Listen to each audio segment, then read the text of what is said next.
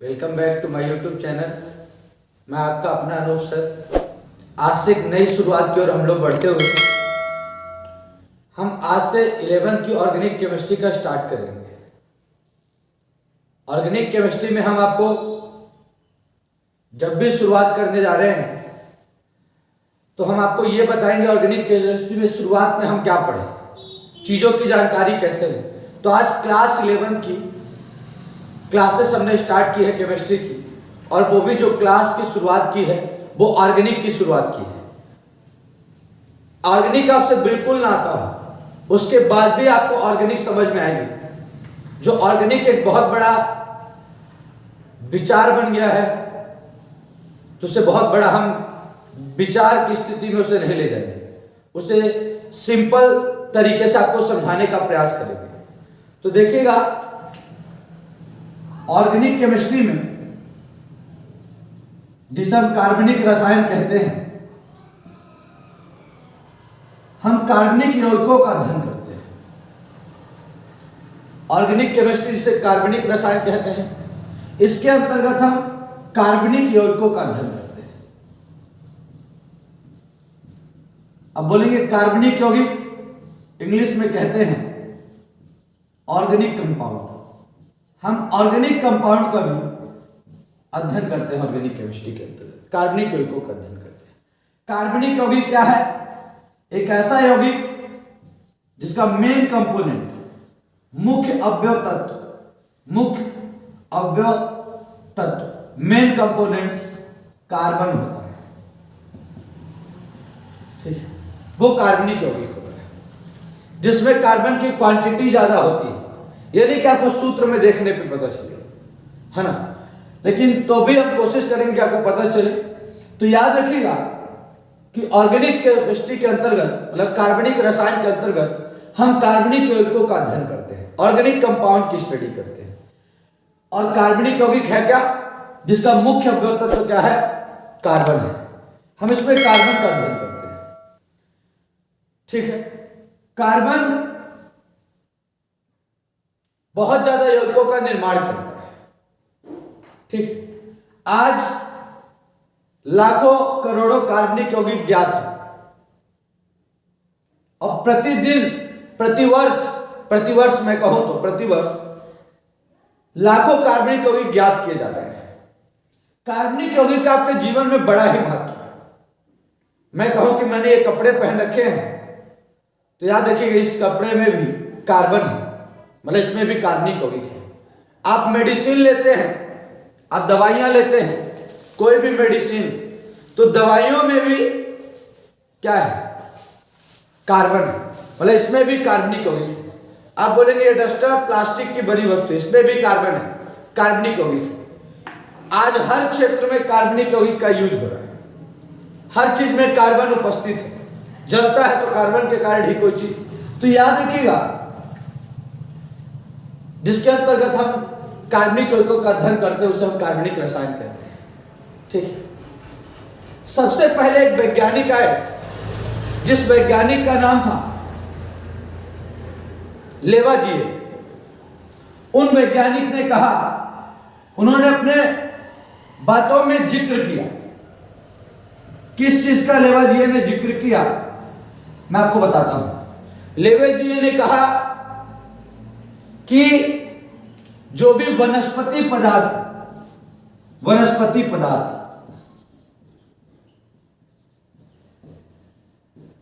वो कार्बनिक यौगिकों से मिलकर बने हैं। वनस्पति पदार्थ मतलब वेजिटेटिव, पेड़ पौधे, वो कार्बन से मिलकर बने हैं, वो एक कार्बनिक यौगिक है। ऐसा बात लेवाजिए ने कहा कि जो भी वनस्पति पदार्थ है, पेड़ पौधे हैं, वो किससे है? कार्बनिक यौगिक से मिलकर बने हैं। उसके बाद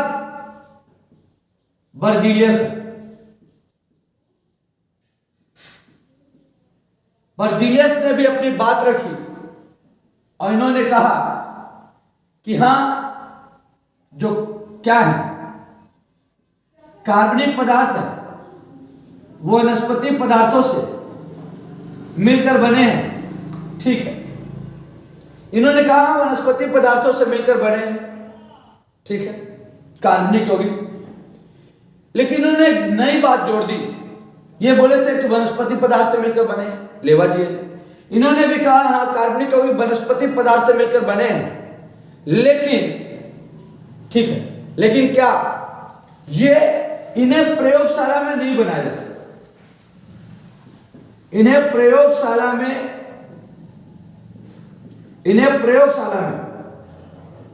नहीं बनाया जा सकता। इन्हें प्रयोगशाला में नहीं बनाया जा सकता। बर्जीलियस ने यह बात कही। लेवाजिए ने कहा कि कार्बनिक यौगिकों को किससे, वनस्पति पदार्थ में कार्बनिक यौगिक पाए जाते हैं। उसके बाद बर्जीलियस ने क्या कहा, जो वनस्पति पदार्थ होते हैं, ठीक है, उनमें कार्बनिक यौगिक पाए जाते हैं, लेकिन उन्हें प्रयोगशाला में नहीं बनाया जा सकता। यह बात बर्जीलियस ने केवल जोड़ दिया। ठीक है, अब चूंकि प्रयोग का जमाना, प्रैक्टिकल हो ही रहा था, बर्जीलियस के शिष्य है जिनका नाम था एफ ओलर।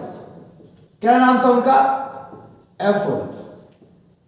एफ ओलर ने एक नई क्रांति ला दी, बर्जीलियस के बातों को निर्मूल निराधार कर दिया। क्या नई क्रांति लेकर क्या है, यह बात हमको जानना है। ठीक है, बर्जीलियस के शिष्य थे कौन? एफ ओलर। एफ ओलर कौन थे? बर्जीलियस के शिष्य थे, ठीक ना। गुरु गुड़ हो गया और चेला चीनी हो गया। एफ ओलर ने बर्जीलियस के बातों को निर्मूल निराधार कर दिया। आप बोलेंगे कैसे कर दिया निर्मूल निराधार? इन्होंने, एफ ओलर ने इनकी बातों को काट के किया। कैसे कर दिया? इन्होंने, ठीक है, जो भी थे वनस्पति पदार्थ या जो भी पदार्थ उसमें कार्बनिक यौगिक पाए जाते हैं, इन्होंने लिया कार्बनिक यौगिक, ठीक, और उसे प्रयोगशाला में, एक बात मैंने जो मुझे भी अच्छी लगी, मैंने अभी बोल दी, थोड़ा सा मिसप्रिंट हुआ। इन्होंने प्रयोगशाला में कार्बनिक यौगिक का निर्माण कर दिया, इनकी बातों को गलत साबित किया। लेकिन हाँ, मुझे जो अच्छी लगी वो बात आपको भी बताना चाहता हूं, जो सबसे रोचक बात थी। इन्होंने दो कार्बनिक पदार्थ लिए, कार्बनिक पदार्थ लेकर के, चाहते तो वो वनस्पति पदार्थ लेते, उसमें से कार्बन यौगिक निकाल करके बनाते, उसमें शोध करके, और लेकिन इन्होंने दो अकार्बनिक पदार्थ लिया। अकार्बनिक, आप बोलेंगे अकार्बनिक पदार्थ क्या होता है सर? अकार्बनिक पदार्थ मतलब जिसका मुख्य अवयव तत्व कार्बन ना हो, मतलब उसमें कार्बन तो उपस्थित हो लेकिन कार्बन मेन कंपोनेंट ना हो। तो इन्होंने, एफ ओलर ने दो अकार्बनिक पदार्थ लिया और दो अकार्बनिक पदार्थों को मिला करके प्रयोगशाला में एक कार्बनिक पदार्थ का निर्माण किया। ठीक, तो ये बात बर्जीलियस जो गुरु थे उन्होंने कहा। इन्होंने चुनौती को स्वीकार किया और कुछ हमें दिया। सबसे पहले लेवाजिए ने क्या किया? कहा कि कार्बनिक यौगिक को किससे? वनस्पति पदार्थों से प्राप्त किया जा सकता है। उसके बाद बर्जीलियस ने क्या कहा कि हाँ, वनस्पति पदार्थ से कार्बनिक यौगिकों को प्राप्त किया जा सकता है, किंतु इसे प्रयोगशाला में नहीं बनाया जा सकता। और तीसरी बात कौन आया? एफ ओलर। इन्होंने क्या किया? दो अकार्बनिक पदार्थ लिया, कार्बनिक नहीं, दो अकार्बनिक पदार्थ लिया, और एफ ओलर ने प्रयोगशाला में सबसे पहले कार्बनिक यौगिक का निर्माण किया। अब आप बोलेंगे वो कार्बनिक यौगिक कौन है जिसको सबसे पहले प्रयोगशाला में बनाया गया? उस कार्बनिक यौगिक का नाम क्या है? यूरिया है। प्रयोगशाला में जो सबसे प्रथम कार्बनिक यौगिक का निर्माण किया गया ना, उसका नाम यूरिया है। और उसका सूत्र यदि आप पूछेंगे तो NH2CO NH2, ये वो सूत्र है यूरिया का, NH2CO NH2। यही वो कार्बनिक पदार्थ है, सबसे पहला कार्बनिक पदार्थ जिसे प्रयोगशाला में बनाया गया। समझ में आया कि नहीं? अब देखिए, आज कार्बनिक रसायन, ऑर्गेनिक केमिस्ट्री हमको पढ़ना क्यों है? आज मैंने बताया ना कि भाई लाखों करोड़ों कार्बनिक यौगिक ज्ञात है और प्रतिवर्ष लाखों ज्ञात किए जा रहे हैं। इसको रसायन शास्त्र की एक शाखा में रखकर अध्ययन कर पाना संभव नहीं था। इसीलिए एक अलग से चैप्टर बनाया गया, एक अलग से बुक बनाई गई, कार्बनिक रसायन बनाया गया, जिसके अंतर्गत हम कार्बनिक यौगिकों का अध्ययन करते हैं। ठीक है, इसके अंतर्गत ही हम कार्बनिक यौगिकों का अध्ययन करते हैं। और कार्बनिक यौगिक वो है जिसका मुख्य अवयव तत्व क्या है? कार्बन है। हम अगली शुरुआत करते हैं। मैं आज आपको बता दूं कि ये कहना बिल्कुल अतिशयोक्ति नहीं है, मैं ये बिल्कुल बात बढ़ा चढ़ा करके नहीं कह रहा हूं कि आज बगैर कार्बनिक यौगिक के हमारा जीवन संभव नहीं। आप बोलेंगे कैसे से? मैं बता दूं, पेड़ पौधों में आज सेलुलोज है। पेड़ पौधों में आज क्या है? सेलुलोज जो है पेड़ पौधों की वृद्धि करने में क्या करता है? मदद करता है। वो भी एक कार्बनिक यौगिक है, ठीक है। सेलुलोज जो आउटर पार्ट जो बना होता है कोशिकाओं का, है ना। उसके बाद मैंने कहा ना कि बिल्कुल बढ़ा चढ़ा कर नहीं कह रहा हूं, अतिशयोक्ति नहीं कि हमारा जीवन संभव। बोलो हमारी रगों में, हम ब्लड बह रहे हैं, खून रक्त जिसे आप जानते हो, तो जो रक्त है ना, उस रक्त में हीमोग्लोबिन पाया जाता है और वो हीमोग्लोबिन भी एक कार्बनिक यौगिक है। मतलब कार्बनिक यौगिक के बगैर हमारा जीवन संभव नहीं है। तो आप समझ गए होंगे आज कार्बनिक रसायन क्यों पढ़ना पड़ रहा है, ठीक है। अब आप बोलेंगे ठीक है, तो ऐसा क्या कैरेक्टर है कार्बन के अंतर्गत, कार्बन में ऐसा क्या पावर है, ऐसी क्या शक्ति है जिसके कारण वो इतने ज्यादा कार्बनिक यौगिक का निर्माण कर रहा है और हमको ऑर्गेनिक केमिस्ट्री पढ़नी पड़ती है। मेडिसिन में तो कार्बन, प्लास्टिक की वस्तुएं तो कार्बन, कपड़े तो कार्बन, कागज तो कार्बन, है ना, हर चीज में कार्बन। नहीं समझ पा रहे हैं? तो कार्बन के ऐसे दो गुण हैं जो इतने ज्यादा कार्बनिक यौगिकों का निर्माण कर रहे हैं। पहला, चतुसंयोजकता। कार्बन की संयोजकता कितनी होती है? 4। ये एक कारण है, ठीक है। और दूसरा कारण है कार्बन के अधिक से अधिक यौगिकों का जोड़ने का श्रृंखलन। श्रृंखलन का गुण होता है कंटिन्यूएशन, चैन बनाता है। इसकी वैलेंसी 4 होती है, इसकी संयोजकता 4 होती है। तो कार्बन की चतुसंयोजकता के कारण और संकलन के गुण के कारण आज इतने ज्यादा कार्बनिक यौगिक ज्ञात है।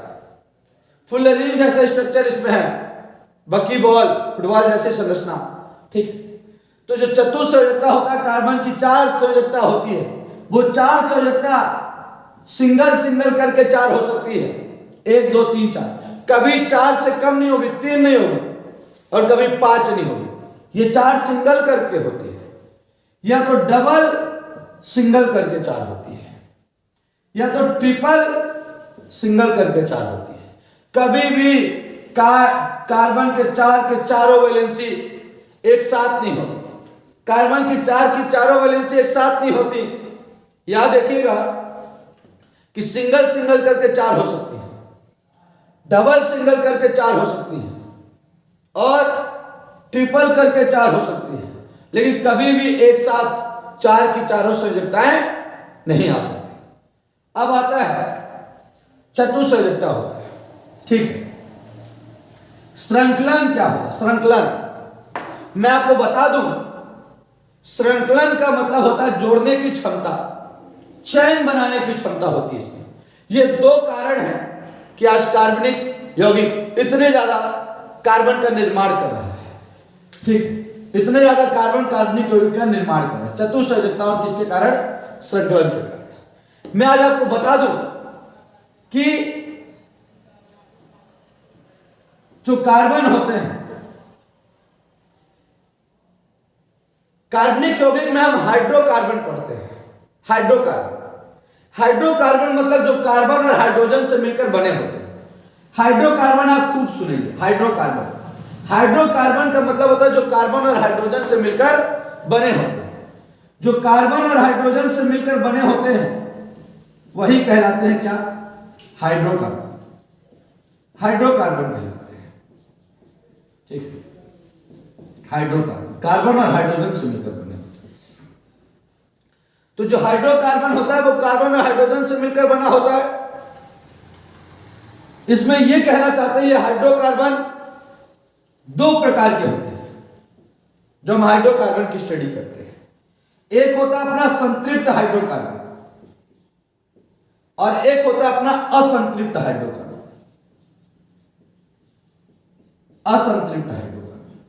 सैचुरेटेड और अनसैचुरेटेड हाइड्रोकार्बन होते हैं। आप बोलेंगे संतृप्त हाइड्रोकार्बन कौन है? तो वो है एल्केन। एल्केन हमारा एक संतृप्त हाइड्रोकार्बन है। और दो एल्कीन और एल्काइन,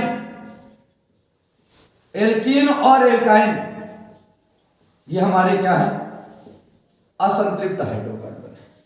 एल्केन हमारा संतृप्त हाइड्रोकार्बन है, एल्कीन और एल्काइन हमारा असंतृप्त हाइड्रोकार्बन है। ठीक है, क्वेश्चन उठता है कि एल्केन को संतृप्त हाइड्रोकार्बन क्यों कहते हैं और एल्कीन और एल्काइन को असंतृप्त हाइड्रोकार्बन क्यों कहते हैं, इसका कारण भी जानेंगे हम। ठीक है, उससे पहले आज हम ये जानेंगे कि एल्केन, एल्कीन, एल्काइन इनके सूत्र क्या है, इनके सदस्य क्या है। ठीक है, और इनके सदस्यों के नाम क्या है। तो ध्यानपूर्वक देखिएगा, हम आज आपको बताने जा रहे हैं हाइड्रोकार्बन के टॉपिक एल्केन, एल्कीन और एल्काइन के बारे में।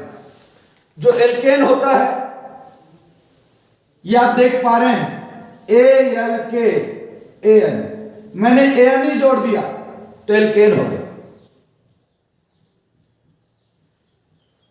यदि मैंने EN ही जोड़ दिया तो एल्कीन हो गया, और मैंने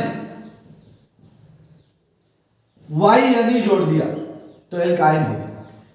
केवल फर्क है तो यहां पर ANE, यहां पे ENE और यहां पे YNE, मतलब A का, E का और Y का, एल्काइन, एल्केन, एल्कीन, एल्काइन। ठीक है, इसमें यानी है A, यानी है E, यानी Y, एल्केन, एल्कीन, एल्काइन। ठीक है, ये अपने अब चूंकि तीनों के तीनों हाइड्रोकार्बन है, मतलब ये कार्बन और हाइड्रोजन से मिलकर बने हैं, ये कार्बन और हाइड्रोजन से मिलकर बने हैं, ये देख पा रहे हैं, कार्बन हाइड्रोजन से मिलकर बने। अब कार्बन की कुछ संख्या होगी, हाइड्रोजन की कुछ संख्या होगी, इनके कई मेंबर ज्ञात है, एक से लेकर के आगे तक गए हुए हैं, 60 कार्बन आज एक साथ जोड़े जा चुके हैं। तो आज संख्या को हम मैथ में यन लिखते हैं, क्योंकि इंग्लिश में यन माने होता है नंबर, और हाइड्रोजन में सभी में 2n लिखा, यहां भी 2n लिखा, यहां भी n लिखा, यहां 2n लिखा। मैं सूत्र बताने जा रहा हूं, याद हम लोगों को नहीं रहता, याद करने को हमने सरल तरीके से आपको बता रहे हैं। जो एल्केन होता है इसमें कार्बन की तुलना में हाइड्रोजन को दोगुना करिए और 2 और बढ़ा दीजिए तो वो एल्केन है। एल्केन के सूत्र में CnH2n+2 होता है, CnH2n+2 होता है, ये एल्केन है। यदि मैं -2 कर दूं तो एल्काइन है। CnH2n+2 एल्केन है और CnH2n-2 एल्काइन है। याद रखिएगा, 8th 9th 10th 11th 12th class में स्टार्ट हो जाता है एल्केन, एल्कीन, एल्काइन आना, और ICSE बोर्ड में तो 8th क्लास से स्टार्ट हो जाता है। Alkane CnH2n+2, alkene CnH2n, alkyne CnH2n-2। तो एल्केन का सूत्र याद रहेगा +2, एल्काइन का सूत्र याद रहेगा -2, बाकी तो CnH2n सभी में है, और एल्कीन में ना तो +2 और ना तो -2, ये सूत्र होता है एल्केन, एल्कीन और एल्काइन। आप बोलेंगे सर इसका तात्पर्य क्या है? तात्पर्य देखिए, अभी पहले मैं निकाल के बताता हूं, फिर उसका तात्पर्य भी आपको बताऊंगा। यन का मान आपने मान लिया क्या? 1। यन का मान आपने मान लिया 1, तो यदि आप यहां यन का मान 1 रखेंगे तो आपको यहां भी यन का मान 1 ही रखना पड़ेगा, 1 ही रखना पड़ेगा। हमने रख दिया C, यन की जगह हमने क्या रख दिया? 1। तो जब हमने 1 रख दिया तो यहां भी हमको यन की जगह क्या रखना पड़ेगा? 1। 2n, याद रखिए जब एक चर और एकतर संख्या लिखी हो तो उनके बीच में गुणे का चिन्ह मानते हैं, तो 2 × n है, तो 2 × 1 + 2। इसको अपन सॉल्यूशन करते हैं, इसका हल कर रहे हैं। 1 2 1 जा 2 और +2, 2 1 कम 2 ना, और +2 कितना आएगा? C1, और 2 और 2 4। कार्बन 1 हो तो चाहे लिखो चाहे ना लिखो, और याद रखिएगा जब कार्बन 1 होता है तो हम उसे मेथ कहते हैं। क्या कहते हैं? मेथ। तो इसका नाम हो जाएगा मेथ, METH। और चूंकि एल्केन के सूत्र से निकाले हैं एल्केन के लास्ट में एन आता है तो ये अपना क्या है? मेथेन। ये अपना क्या है? मेथेन। METHANE ये अपना मेथेन है। ठीक, आप बोलेंगे किसका सेकंड मेंबर क्या होगा? ठीक है, तो आप n की वैल्यू क्या रख देंगे? यहां पर 2 रख देंगे, और जब n की वैल्यू आप 2 रख देंगे यहां पर, तो यहां भी n की वैल्यू क्या रखना पड़ेगा? 2। तो 2 × 2 + 2 ये सूत्र से रख दिया। क्या होगा? C2 2 दूनी 4 + 2 क्या होगा? C2 और 4 2 6 C2 या 6, और 2 कार्बन होता है तो हम उसे एथ बोलते हैं। एक कार्बन को मेथ बोलते हैं और 2 कार्बन को एथ बोलते हैं, और चूंकि ये एल्केन के सूत्र से निकाले हैं तो इसके लास्ट में एन ही लगेगा, तो इसका नाम क्या हो जाएगा? एथेन। ये हो गया मेथेन और ये हो गया आपका एथेन। आप बोलेंगे चलिए सर एल्कीन में चलते हैं एल्कीन में। एल्कीन का यदि n की वैल्यू हमने क्या रखा? 1, और यहां पे 2n की वैल्यू क्या रखा? यहां भी n की वैल्यू क्या रखना पड़ेगा? 1। जब यहां 1 रखा है यहां भी 1, तो क्या आएगा? C1 और 2 1 जा 2 क्या आ गया? CH2। मैं बता दूं ऐसा आज तक कोई मेंबर ज्ञात नहीं है। बोलेंगे अच्छा आपने तो बोला n बराबर 1 रखो, यहाँ पे ये मेंबर आ गया मेथेन, इसको भी मेथीन कहिए। मैं बता दूं हाँ कह सकते हैं, लेकिन ये मेंबर ज्ञात नहीं है। अब क्यों नहीं ज्ञात हो मैं बताऊंगा आपको क्लास में। इसी चीज को जानने के लिए आपको निरंतर मेरे साथ बने रहना पड़ेगा, और चूंकि इसका पहला मेंबर ज्ञात नहीं है इसलिए यह असंतृप्त है। क्यों ज्ञात नहीं है? क्यों ये नहीं है जबकि हम वैल्यू रख रहे हैं आ रहा है? पहला मेंबर बस ज्ञात नहीं है, बाकी सारे मेंबर होंगे इस। ठीक है, अभी आ गया n, तो n की वैल्यू रखेंगे 2, ये आ गया C2। यहां भी n की वैल्यू रखेंगे 2, तो 2 × 2 क्या हो जाएगा? C2 और 2 दूनी 4, ये आ गया। 2 कार्बन को अपन क्या बोलते हैं? पहले ही बता चुका हूं, एथ। 2 कार्बन को हम बोलते हैं एथ, लेकिन चूंकि इस बार हमने एन के फॉर्मूले से नहीं इन के फॉर्मूले से निकाला, यहां पे इन रखेंगे। यह था एथेन, यह है एथीन। बहुत लोग इसको इथेन और इसको इथीन दोनों सही है। ठीक है, यह आपका है इथेन, यह है ethane. Ethane ethene, ethane ethene. अब यदि इसका मेंबर निकालने के लिए कहेंगे तो n की वैल्यू 1 रखेंगे। यदि यहां 1 रखेंगे तो यहां भी 1 रखना पड़ेगा। बोलिए क्या होगा? C1 2 1 जा 2 -2, तो C1 2 में से 2 घटा 0। इसका भी पहला मेंबर ज्ञात नहीं है। क्यों नहीं ज्ञात है वो तो मैं बताऊंगा। इसी को जुड़े रहने के लिए कमेंट बॉक्स में कमेंट करना पड़ेगा, हाँ सर बताइए, नेक्स्ट वीडियो बनाइए। अब इसके बाद हमने n की वैल्यू क्या रख दी? यहां पर 2 रख दिया। हमने n की वैल्यू यहां पर क्या रखा? 2, तो यहां भी क्या रखना पड़ेगा? 2 रखना पड़ेगा। तो यहां पे क्या करेंगे? यहां भी 2 रखना पड़ेगा। तो C2 2 दूनी 4, 4 - 2, तो C2 4 में से 2 गया 2, इसका सेकंड मेंबर आ गया C2H2। यहां पे क्या आएगा? 2 कार्बन है तो H, और चूंकि एल्काइन के फॉर्मूले से निकाले तो यहां आ जाएगा Y यानी एथाइन आ जाएगा। मैं बता दूं और भी सारे मेंबर ज्ञात हैं। आप बोलेंगे सर बता दीजिए, हम घर में प्रैक्टिस करेंगे। बिल्कुल कर लीजिएगा, याद रखिएगा। प्रैक्टिस करने के लिए मैं आपको यहां पे कुछ लिख दे रहा हूं। ये कार्बन 1 है तो हम इसे मेथ कहेंगे। कार्बन 2 है हम इसको एथ कहेंगे। कार्बन 3 है हम इसको प्रोप कहेंगे। कार्बन 4 है हम इसको ब्यूट कहेंगे। कार्बन 5 है हम इसको पेंट कहेंगे। कार्बन 6 है हम इसको हेक्स कहेंगे। कार्बन 7 है हम इसको हेप्ट कहेंगे। ठीक है, कार्बन 8 है हम इसको ऑक्ट कहेंगे। कार्बन 9 है हम इसको नॉन कहेंगे, और कार्बन 10 है हम इसको डेक कहेंगे। इस प्रकार ये कार्बन की संख्या हमने लिख दी। Meth, eth, prop, but, pent, hex, hept, oct, non, dec. आप आराम से रख करके निकालिए। बस ये याद रखिए एल्कीन और एल्काइन का पहला मेंबर ज्ञात नहीं है, इसलिए दोनों असंतृप्त। क्यों नहीं ज्ञात है इसका कारण दिया जा सकता है, नहीं समझ पा रहे हैं, और उसके सारे मेंबर ज्ञात है। ठीक है, तो ये सूत्र है, इसको निकालिएगा और बिल्कुल आप लिखिएगा कमेंट बॉक्स में। चलिए उसके बाद हम बातें करते हैं, इससे आगे चलते हैं। क्या बातें करेंगे?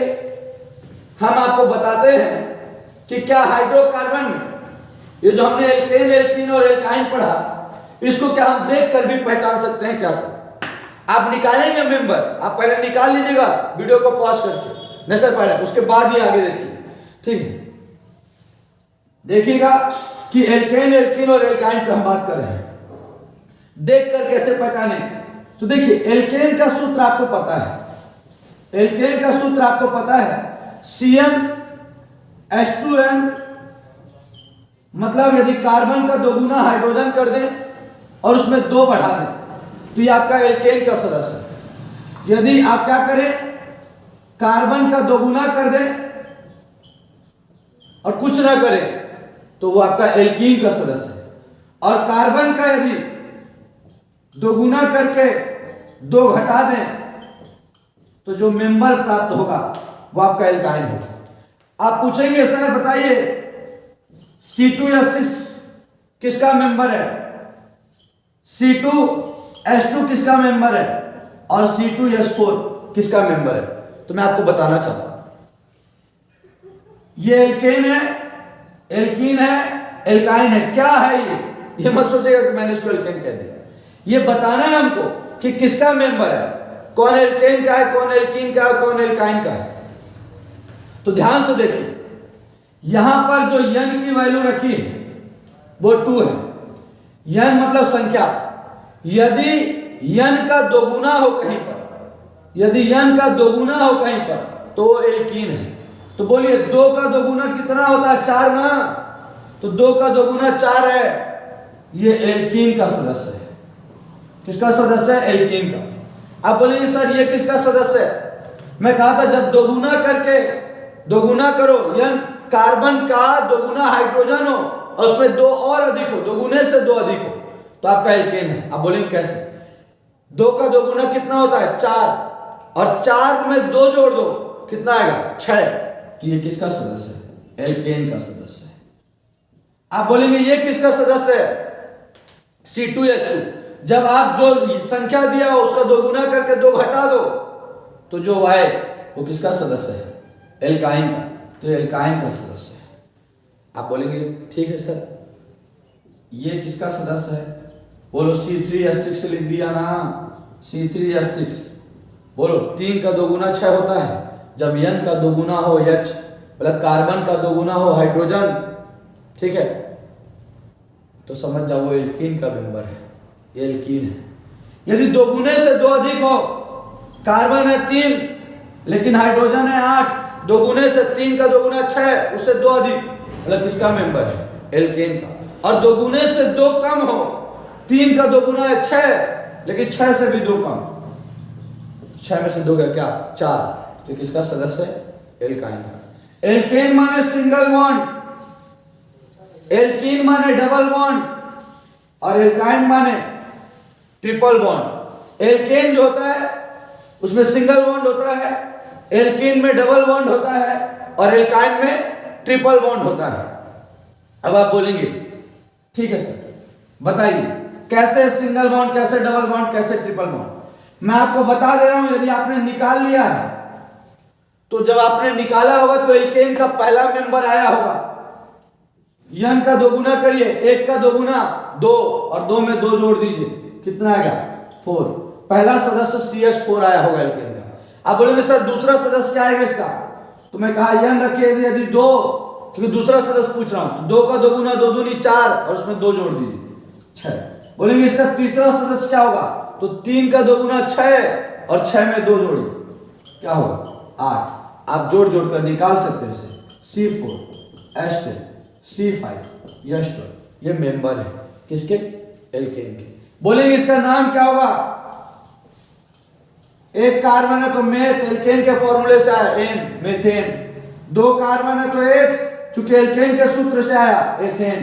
3 कार्बन है तो प्रोप, चूंकि एल्केन के सूत्र से आया प्रोपेन। 4 कार्बन है ब्यूट, चूंकि एल्केन के सूत्र से आया ब्यूटेन। 5 कार्बन है पेंट, चूंकि एल्केन के सूत्र से आया पेंटेन।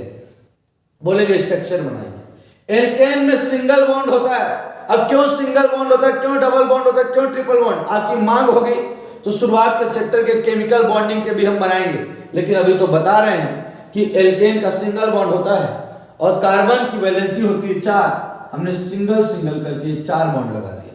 बोलो पहले का बता रहे स्ट्रक्चर, 4 हाइड्रोजन है, कार्बन के साथ हाइड्रोजन हमेशा सिंगल बॉन्ड से जुड़ता है, ये हमने जोड़ दिया, ये हो गया आपका CH4 का स्ट्रक्चर, ये CH4।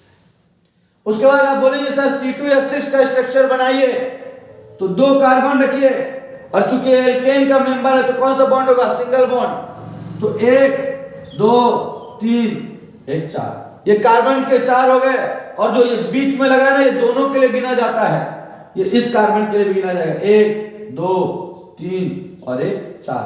बोलिए हाइड्रोजन कितने, 6। देखिए उतनी प्लेस बाकी होंगी, 1 2 3 4 5 और 1 6। बोलेंगे C3H8 का स्ट्रक्चर बनाइए, 3 कार्बन रख दीजिए। चूंकि ये क्या है, एल्केन का सदस्य है, कैसे पहचाने, जो यन दिया है ना, कार्बन की जो संख्या दिया उसके दोगुना से 2 अधिक हाइड्रोजन हो तो समझ जाओ वो एल्केन का सदस्य है। तो 3 का दोगुना 6 होता है, उससे 2 अधिक मतलब 8 है। 4 का दोगुना 8 होता है, लेकिन उससे 2 अधिक हाइड्रोजन है, 10 है, मतलब ये एल्केन का मेंबर है। और एल्केन में सिंगल बॉन्ड लगाते हैं कार्बन कार्बन के बीच में, लेकिन कार्बन की वैलेंसी 4 होती है और एल्केन में डबल बॉन्ड नहीं लगा सकते, सिंगल लगेगा। 1 2 3 4, 1 2 3 4, समझ रहे हैं ना, ये इसका ये भी गिना जाएगा, 1 2 3 और 1 4, और इसका 1 बस दिख रहा है, 1 2 3 4। हाइड्रोजन कितने हैं, 8, तो 1 2 3 4 5 6 7 8। आप बोलेंगे सर इसको किसी और तरीके से लिखने का तरीका है क्या, बिल्कुल है, इसको और भी तरीके से लिख सकते हैं। इस कार्बन के साथ डायरेक्ट कितने हाइड्रोजन जुड़े हुए हैं, 1 2 3 हाइड्रोजन जुड़े हुए हैं, हम क्या लिखेंगे, CH3। फिर कौन सा बॉन्ड, सिंगल बॉन्ड। फिर इस कार्बन के साथ डायरेक्ट कितने हाइड्रोजन जुड़े हैं, 2, CH2। इस कार्बन के साथ डायरेक्ट कितने हाइड्रोजन जुड़े हैं, 3, CH3। सिंगल बॉन्ड लगा था वो मैंने लगा दिया। देख लो कार्बन की वैलेंसी 4 हो गई, कैसे, 3 हाइड्रोजन के साथ ये सिंगल, 3 1 4, 2 3 और 1 4, 3 और 1 4, ये अपना हो गया। आप बोलेंगे कि इसमें हाँ आप चाहें तो बॉन्ड को ना दर्शाएं, ऐसे लिख सकते हैं, CH3 CH2 CH3, bond count करना है वो तो काम है, ये एडवांस हो गया, यही एडवांस है, बॉन्ड ना लगाओ, गिनेगा सामने वाला। इसको कैसे लिखें इसी फॉर्म में, इस कार्बन के साथ डायरेक्ट कितने हाइड्रोजन, 1 2 3, तो CH3। कार्बन कार्बन के बीच में कौन सा बॉन्ड, सिंगल, कार्बन के साथ कितने, CH3। और चाहो तो बॉन्ड ना लगाओ, CH3 और इसमें तो ये खुद ही है, CH4। सब लिख सकते, ज़्यादा से ज़्यादा लिखना चाहें तो CH3 नीचे लिख दीजिए। तो इस तरीके से हम इसको इस फॉर्म। अब एल्कीन देखेंगे, एल्कीन में हमको सूत्र पता है, CnH2n, और एल्केन में जिस तरह से सिंगल बॉन्ड होता था, एल्कीन में कौन सा बॉन्ड होगा, डबल बॉन्ड होगा, CnH2n। तो जब अपन CnH2n बनाएंगे, मैंने कहा था कि इसका पहला मेंबर ज्ञात नहीं है, इसका दूसरा मेंबर ज्ञात है। मैंने कहा था n का दोगुना इसमें होता है हाइड्रोजन, तो C2 है तो H4, C3 है तो H6, C4 है तो H8, C5 है तो H10। बोलेंगे नाम क्या होगा, 2 कार्बन को एथ बोलते हैं, डबल बॉन्ड से E-N, 3 कार्बन को प्रो बोलते हैं, डबल बॉन्ड से E-N, 4 कार्बन को ब्यूट बोलते हैं, डबल बॉन्ड से E-N, 5 कार्बन को पेंट बोलते हैं, डबल बॉन्ड से E-N। Ethene, propene, butene, pentene, ये होते हैं मेंबर इसके। अब बोलेंगे इसका स्ट्रक्चर कैसे बनेगा सर, और हाँ अब ये भी बता दे रहा हूं कि इसका दूसरा सदस्य, इसका पहला सदस्य ज्ञात क्यों नहीं, इसको असंतृप्त क्यों कहते हैं। आपने देखा था जो वहां पे CH4 था, कार्बन की चारों वैलेंसी हाइड्रोजन के साथ सेटिस्फाई थी, लेकिन इसका जब हम पहला मेंबर ज्ञात करेंगे तो यहाँ 1 रखेंगे, तो यहां भी 1 रखना पड़ेगा, तो C1H2 आएगा। और C1H2 का हम स्ट्रक्चर बनाए यदि, तो हमको कार्बन का चूंकि एल्कीन है तो एक जगह डबल बॉन्ड रखना पड़ेगा, और कार्बन के साथ दो हाइड्रोजन है, हाइड्रोजन तो हमेशा सिंगल बॉन्ड से जुड़ते हैं। तो CH2 आया, तो जो CH2 आया तो दो हाइड्रोजन रख दिए, लेकिन कार्बन की जो डबल बॉन्ड है वो खाली हो गया कि नहीं हो गया? यहाँ पे कार्बन की क्या चारों वैलेंसी सेटिस्फाई है हाइड्रोजन से या किसी अन्य परमाणु से? नहीं है, दो वैलेंसी इसकी अभी भी खाली है। इसलिए इसके सेकंड पहला जो मेंबर था इसको नहीं माना गया और कह दिया कि असंतृप्त है, क्योंकि कार्बन की चारों वैलेंसी तृप्त नहीं है, ये कंप्लीट नहीं है। जबकि उसकी पहले ही मेंबर में कार्बन की चारों वैलेंसी हाइड्रोजन से जुड़ी हुई थी, संतृप्त थी, लेकिन इसकी खाली है, इसलिए इसको बोलते हैं असंतृप्त हाइड्रोकार्बन। अब देखिएगा दूसरे का स्ट्रक्चर बनाना है, दो कार्बन है, तो अक्सर जब एल्कीन हो तो कार्बन कार्बन के बीच में किसी एक जगह पर ही डबल बॉन्ड रखेंगे। ये हमने एक जगह पर डबल बॉन्ड रख दिया।